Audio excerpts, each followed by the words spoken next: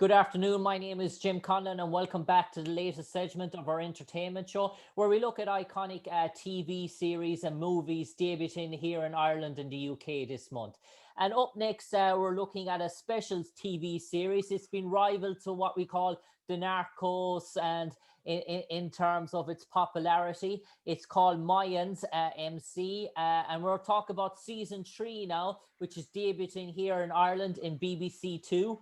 You can see it first episode of season 3 debuted on July the 4th, and I'm delighted to be joined by one of the cast members who played a prominent role in season 3, Mia Maestro, who played the role of Montserrat Palomo. Mia, Mayans, in terms of its popularity, people are looking out at an awful lot at the moment in terms of these sort of cartels sort of shows, these sort of Mexican motorbike gangs, rivalries, the Sons of Anarchy, all this sort of popularity at the moment. And this all almost feeds into that pipeline. If you got a real appetite for those type of adventures, then Mayans is really up your alley. Yes, it is. And I think the beautiful thing about Mayans, and I'm a guest star. I came a little bit late, and I have a small kind of like satellite road within the main gangster plot. But I think the wonderful thing about this show is that it's a bilingual show, and it's half in Spanish, half in English. It's about a Mexican gang that happens to be crossing the border, and it's it's the kind of show that probably would have never been produced 10 years ago. So it just shows like how Hollywood and different networks have changed their aesthetic and also have changed their ideology in terms of the content that they're producing. And you mentioned that, Mia, about the content they're producing, and that shows like that wouldn't be seen roughly 10 years ago. And I suppose it is important to realize that in terms of the sort of biker mentality, in terms of that sort of brotherhood and fraternity, in terms of that, it does have sort of cult-like elements to it as well, in terms of that if you disobey the brotherhood or if you step out of line, there are severe consequences. And Mayans do really show that up in terms of some of the graphic scenes that we do see Yeah. throughout the seasons. Yeah, it does, but also it shows the reality of the border. And it has all this like different elements combined. You have the bikers, and then the gangs, but also you have the border situation. This North American, Mexican, U.S. Dichotomy that it's just so present when you live in the States. So I think it's very appealing for people just to get to know this world, that it's just so specific. Even the Mexican culture in the border is so specific that has nothing to do with Mexico itself. So I think it's just just kind of fascinating, because you enter this rabbit hole of a world that, many people, maybe they didn't even know that it exists, and it's extremely well produced. There's something about, being a guest star in a show. You come in and out, and all my scenes are with Danny, so I only see like a small part of the show, as an actress, and as when I'm working there, when we're filming. But it's so well produced. It runs so beautifully. It's the same production team, and it's changed over the years, but it's more or less the same from Sons of Anarchy. So it's a show that has years of legacy of production, and it just runs so amazingly well. It's just one of the most professional shows I've ever worked in. Yeah, and you mentioned Mia being a guest star in the show, and you mentioned some of the cast members. And when you have a legend in his own right in Edward J. Olmos on the show in Yeah. Mayans, in terms of that, it sort of brings an audience with him, the sort of gravitas to him in terms of the famous sort of the Mexican Latino sort of vibe that sort of Edward J. Olmos, an iconic sort of character. So when you're looking up projects or guest star involved in roles, when you see someone like that is on the cast, you must be thinking to yourself that, oh, this is interesting before you even read the script. Yeah, I did my first film with Edward ages ago. We did a film for Showtime, it was called The Time of the Butterflies, and he played Trujillo. It was a Dominican story about this wonderful sisters that basically overthrew the Trujillo regime in the 50s, and Edward played Trujillo. So it's been lovely just to see Edward here and there on set. And we unfortunately we didn't get any scenes. As I said, all my scenes are with Danny, with the Galindo. It's between Montserrat and Galindo. So but Edward is like such a pioneer as a Latin actor. He was one of the first ones that started working in the 80s. So he's been along this wonderful ride for Spanish speaking actors in Hollywood. He's been holding the torch for a long time.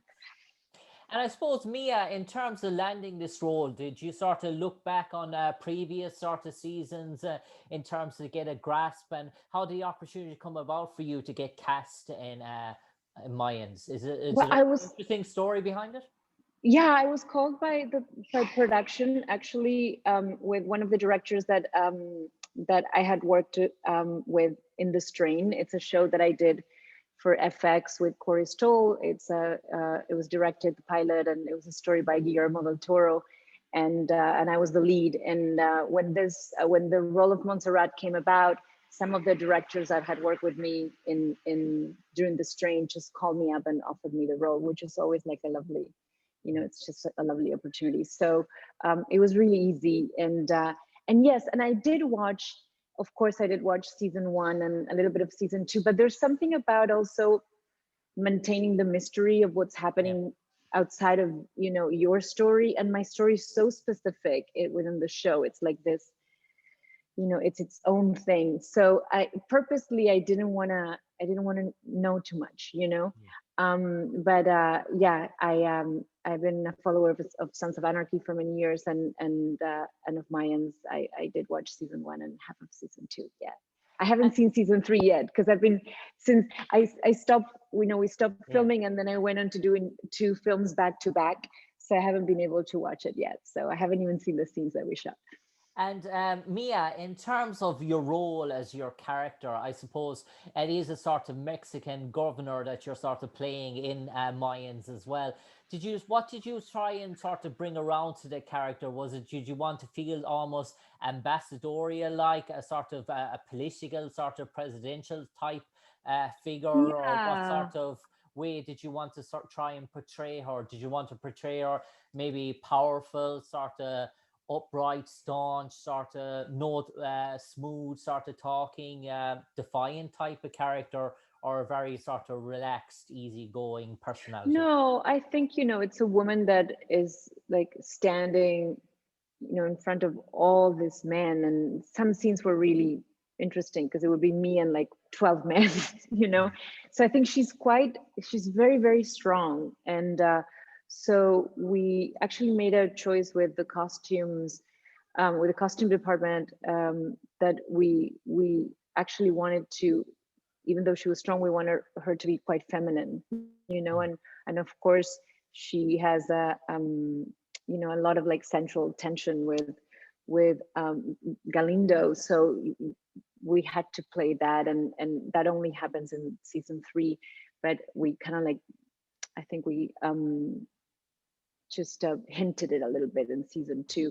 So yeah, it's this mix of like this extremely powerful, strong, yet very feminine, and just owning her job, what she does, but also at the same time not taking, not losing sight that she's a woman, So I thought that was a really, really lovely choice. There's also like,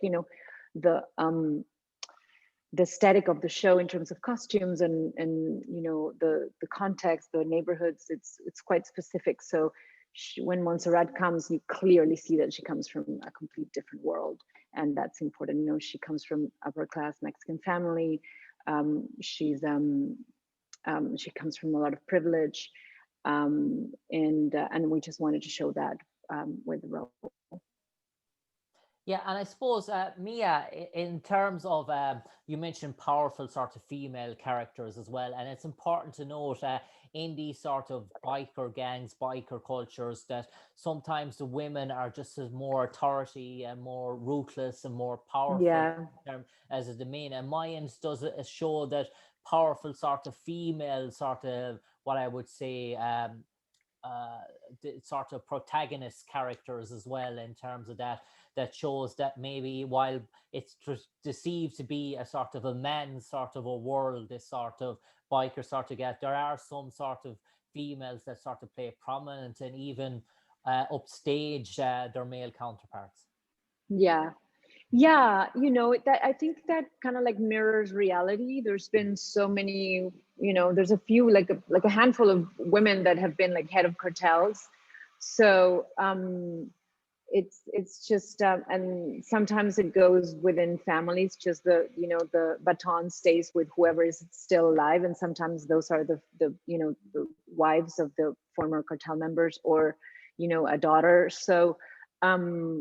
So that has a lot of truth. I feel like it's what was seen before as a world of men that has changed, and I think storytelling is kind of like following a little bit reality.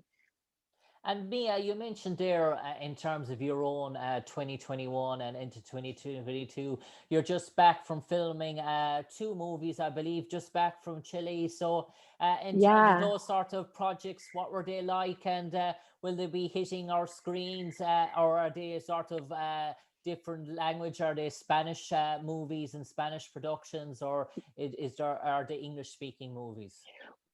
Well, the one that I did in Chile is a movie that is very, very close to my heart. It's a film that we started developing at the Sundance Directors Lab in Utah. And it's directed and written by Francisca Alegría. And Fernanda Urrijola is the co-writer. And I co-starred the film with a wonderful friend and Andean sister, Leonor Varela. And it's a gorgeous story about this family in Chile that has a kind of like has a lot to give to the land, and the land in a way returns with vengeance because it hasn't been taken care of properly. And it's a very mystical film. Francisca is a wonderful director, and we're hoping the film, would premiere at either Sundance or Berlin. It's a festival movie. It's an indie film, so in Spanish, Chilean, I believe German, French co-production with the United States as well. So it's one of those little gems where like the whole world comes together to produce like the most magical indie movie. So I can't wait to see it. And Francisca is an incredible director. She won the short at Sundance Film Festival short film, I think 2-3 years ago. The other film that I'm really excited about that I'm not filming, that I haven't filmed yet, we're going to do it in the fall. It's a film by my dear friend Lucio Castro that he wrote for me, Argentine director, and we're going to do that in English. We're going to shoot it in Woodstock, outside of New York. Okay. And that has an incredible cast that I cannot yet announce because it hasn't been 100% confirmed, but that's a really, really beautiful film too. So it's been a great year with these two indies and with Mayans. It's just nice to get out of 2020 and just work in really projects that are really close to my heart.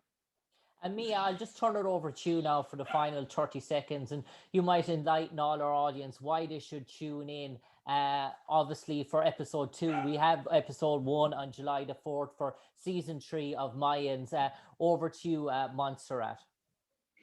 Well, there's there's a love story, so that's always fun to watch, and a lot happens in these episodes, and yeah, I just think it's a lot of fun to watch. It's just the perfect weekend treat for everyone. So I hope everyone tunes in, and yeah, and it's exciting to know that Ireland is watching. Is a country that I love very much. I used to spend quite a lot of time there in Galway. So it's just fun to think that people in Ireland are watching the show.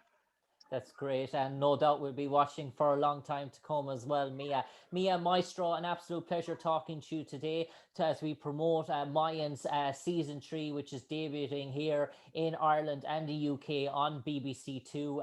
No doubt we're looking forward to seeing your character and her development throughout the season. But for the moment, Mia, take care, God bless, and enjoy the holiday. Thank you so much. You too. Cheers. Take care. Bye, Jim. Bye. Bye. Bye, Mia.